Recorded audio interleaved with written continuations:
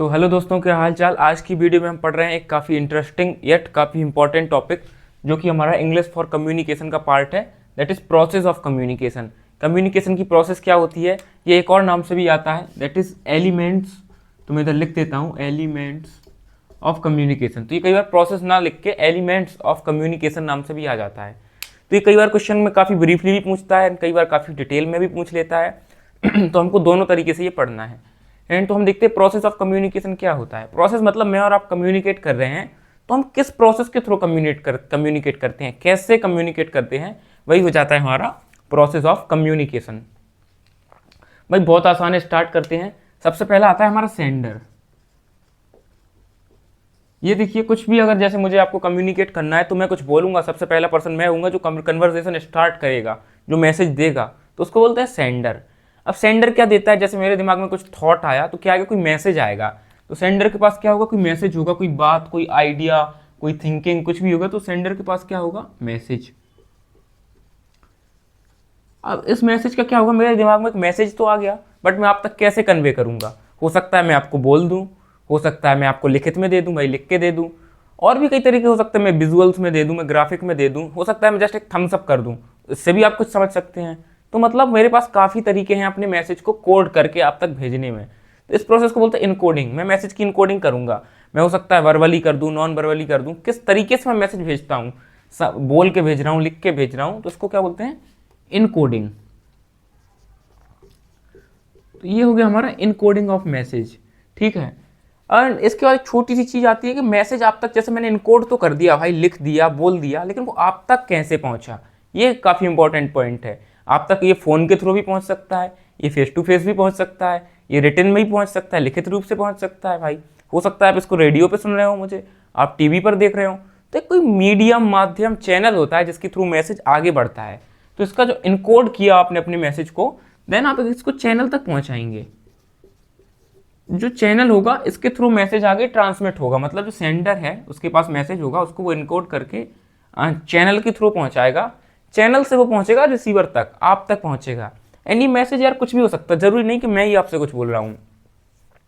हो सकता है हमारे देश के प्राइम मिनिस्टर मैसेज दे रहे हो, तो प्राइम मिनिस्टर कैसे मैसेज देते हैं, टीवी टेलीविजन के थ्रू, एंड आप उसको सुनते हो, तो वो क्या, वो हो जाता है चैनल। हमारा टेलीविजन या जो भी चीज़ होती है वो हो जाता है, वो हो जाता है चैनल। एंड जैसे कोई एडवर्टाइजमेंट कंपनी है, सपोज ये जो मार्कर मेरे हाथ में है, तो ये कंपनी वाले खुद, तो कंपनी का जो सीईओ मालिक होता है वो तो बोलता नहीं है, हो सकता है वो किसी टीवी स्टार को उठा ले, सलमान खान से मैं अपना एडवर्टाइजमेंट करवाए, तो देन सलमान खान इसका एडवर्टाइजमेंट करेगा टीवी की थ्रू, तो सेंडर सलमान खान हो जाएगा इस टाइम पे। एंड देन एक आपका जो चैनल होगा वो टेलीविजन या रेडियो हो जाएगा, देन आप तक मैसेज पहुंचेगा। तो चैनल के थ्रू किसके पास मैसेज जाता है, रिसीवर के पास। रिसीवर मतलब किसको मैसेज मिल रहा है, भाई आपको ही मैसेज मिल रहा है, तो आप रिसीवर हैं, जिसको जो मैसेज रिसीव करता है। अच्छा, आपको मैसेज मिल गया, लेकिन जरूरी नहीं कि आपको मैसेज समझ आ जाए। आपने मैसेज सुन लिया सपोज, तो आप मैसेज को डिकोड करने की कोशिश करते हैं। डिकोड मतलब सामने वाला क्या कहना चाह रहा है। जैसे हमारे कुछ फॉरेन मिनिस्टर कोई लेक्चर दे रहे हैं, लाइव टेलीकास्ट कर रहे हैं, तो हम सुन तो लेते हैं कि बड़े बड़े लोग क्या बात कर रहे हैं, देन हम उसको डिकोड करने की कोशिश करते हैं कि यार ये कुछ गहरी बात तो नहीं बोलना चाह रहे हैं, या एग्जैक्टली बोलना क्या चाह रहे हैं। तो जब रिसीवर को मैसेज मिल जाता है, तो मैसेज को एक चीज़ जरूर करेगा, डिकोड करेगा कि भाई बोलना क्या चाह रहा है मैसेज। जो लोग बहुत ज़्यादा मैसेज को डिकोड नहीं करते, वो कुछ का कुछ समझ लेते हैं, भाई मैं बोलना कुछ चाह रहा हूँ, आप समझ कुछ रहे हैं, मतलब डिकोडिंग प्रॉपर आपने नहीं की।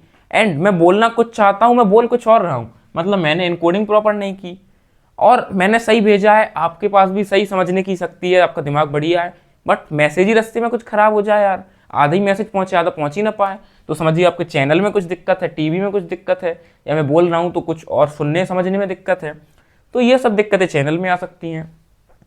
अच्छा, एक इफेक्टिव कम्युनिकेशन कब पूरा होता है, जब मैंने आपको कुछ बताया, बट आप एंड में उसको समझ के मुझे रिप्लाई तो करो कि यार आप अपना ओपिनियन बताओ कि आपको वो चीज़ समझ आई या नहीं आई। इसका मतलब फीडबैक।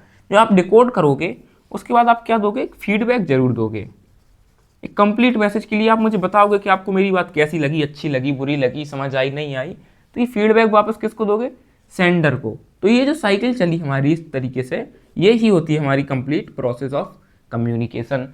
ये बहुत आसान है, इनके जो हम छोटे छोटे पॉइंट समझ लेते हैं कि ये मतलब होता क्या है, हर एक चीज़ को अगर हमको पेपर में कैसे लिखना है अपने, तो आप वेल इसको देख लीजिए।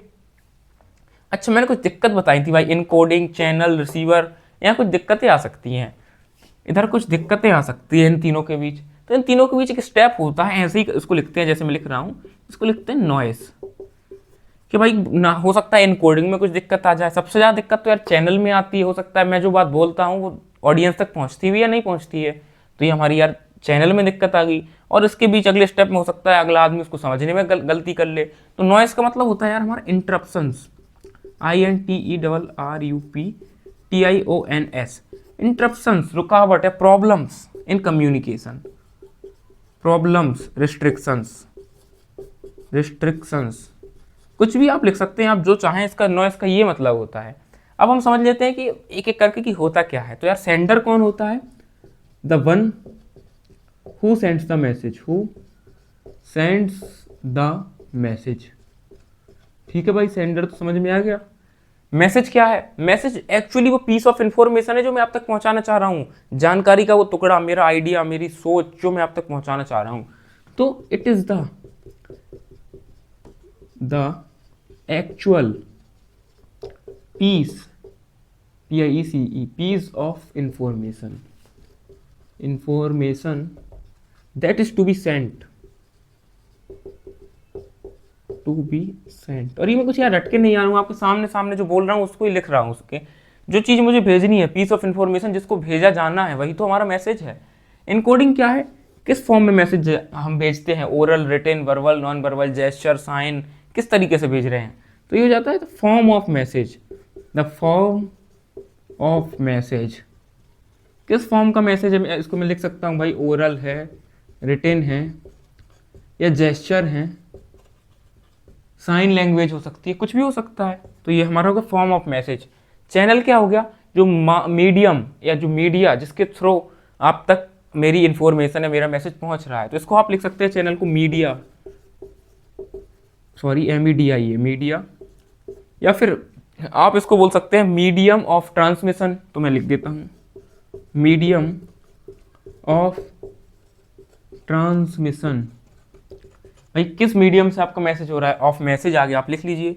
देन आता है रिसीवर। रिसीवर तो पता है भाई, one who receives message,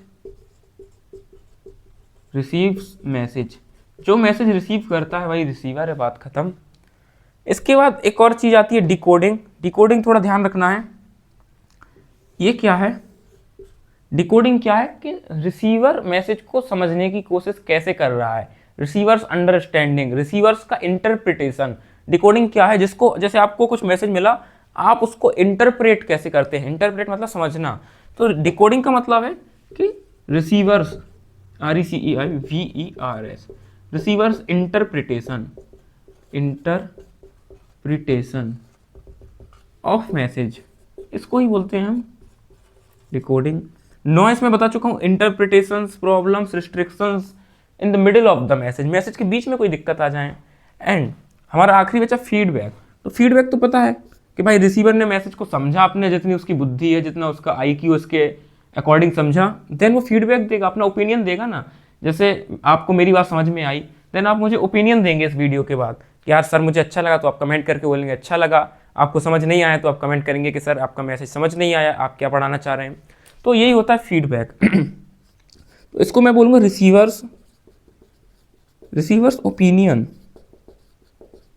on message. बिल्कुल सिंपल सी बात है, रिसीवर का क्या ओपिनियन रहा ओवर द मैसेज, और इसको बोलते हैं फीडबैक। और एक चीज़ याद रखनी है कि विदाउट, मैं इधर लिख रहा हूँ देखिए, without feedback an effective communication can't take place, cannot take place, cannot take place। जब तक सामने वाला व्यक्ति बोलेगा नहीं कि उसे समझ आया है नहीं आया, हम कैसे कह सकते हैं कम्युनिकेशन इफेक्टिव हुआ है। सपोज मैं आपको कुछ समझा दूं, सिर्फ अपनी अपनी बात बोल के चला जाऊं, आपकी बात ही ना सुनूं कि आपको समझ आया या नहीं आया। तो ये चीज़ है कि फीडबैक बहुत जरूरी है हमारे in the process of communication.